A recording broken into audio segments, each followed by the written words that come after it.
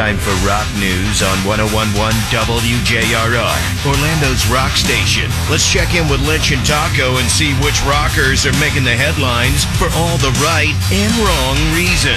101.1 WJRR. All right, rock news brought to you this week by Mills Air.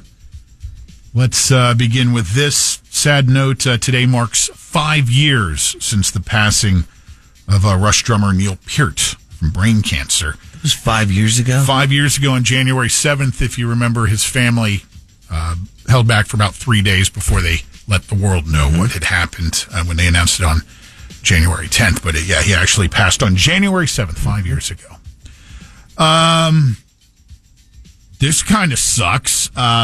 Developers accidentally bulldozed Angus and Malcolm Young's childhood home where they formed AC/DC.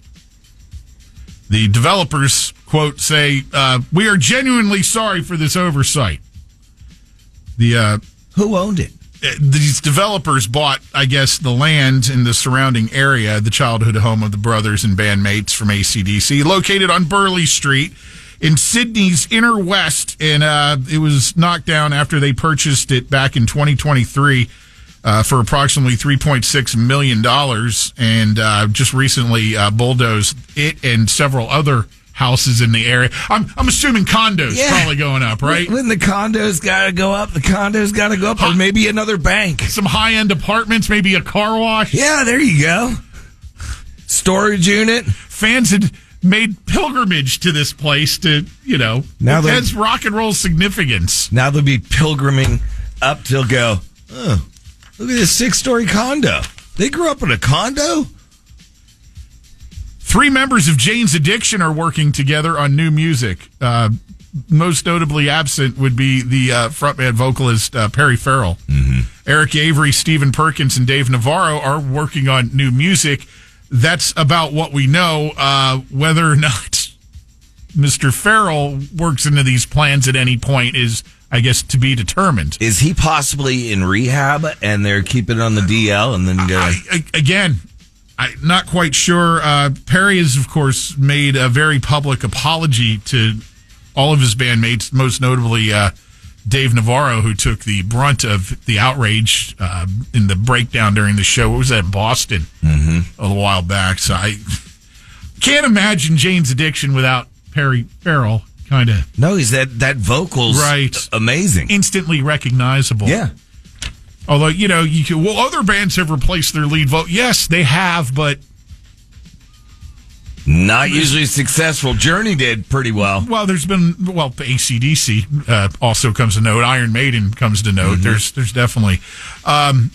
Jerry Cantrell of Alice in Chains says he has talked to Metallica's James Hetfield about possibly writing some music together. Both these guys, really good songwriters. Could you imagine them, pooling their efforts for something? That'd be cool. Jerry says that he's actually been, over to James's place, on many occasions. The guitars have come out and they've, noodled around, but no real formal. But the idea has been thrown out there that maybe they might in the future collaborate on something. Be cool. Yeah, I think it would. I think whatever they come up with would be good. Jerry has a tremendous amount of respect, not only for Metallica, but for James Hetfield. He calls James literally the godfather and ultimate frontman. He says he just has this knack for being able to command an audience's attention without being, about myself. Mm-hmm. And that's just so accurate. You see Metallica live.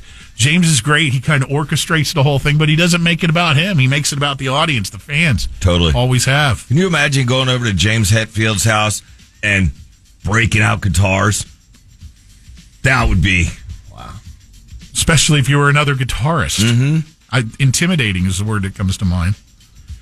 Marilyn Manson will be the subject of a 3-part documentary that will air on British television, Channel 4 this month. It's called Unmasked. And 3-part documentary is going to go into everything behind the scenes over the years that resulted in Brian Warner's transformation into Marilyn Manson and everything that went along with it, including the still pending civil litigation. keep in mind he hasn't been charged legally with anything, but these civil cases are still out there, and a lot of question marks remain about, what went on, what was alleged, and I don't know how much this documentary's going to be able to answer, but certainly that'll be interesting. Well, he's not going to incriminate himself, though. I don't know if he's lending his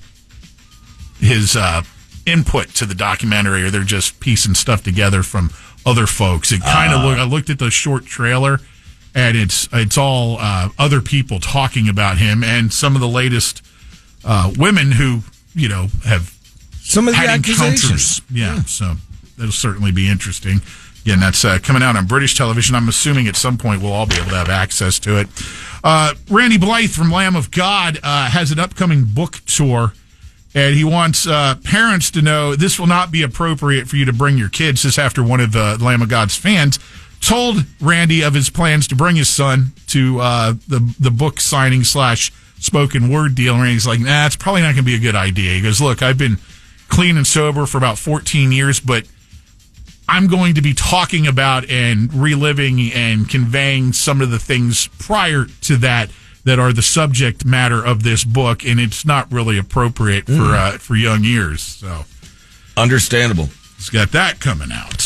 And what else do we have here before we finish up? Iron Maiden.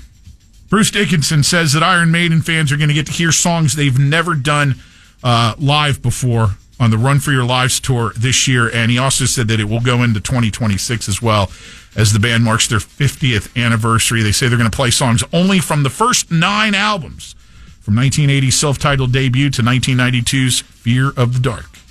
So get ready if you get a chance to see Maiden on their upcoming tour for some serious deep cuts and songs they've never performed live before, which is hard to imagine for a band that's been out there for 50 years that they haven't got to everything yet. Would you rather see that or watch James and what's his name? Iron Maiden all day long. Okay. It's I'm getting wrong. I love James Hetfield and Jerry Cantrell, but see Iron Maiden playing nothing but stuff off the first 9 albums. There you go. Mm-hmm. There you go. All right, that's your rock news for this week.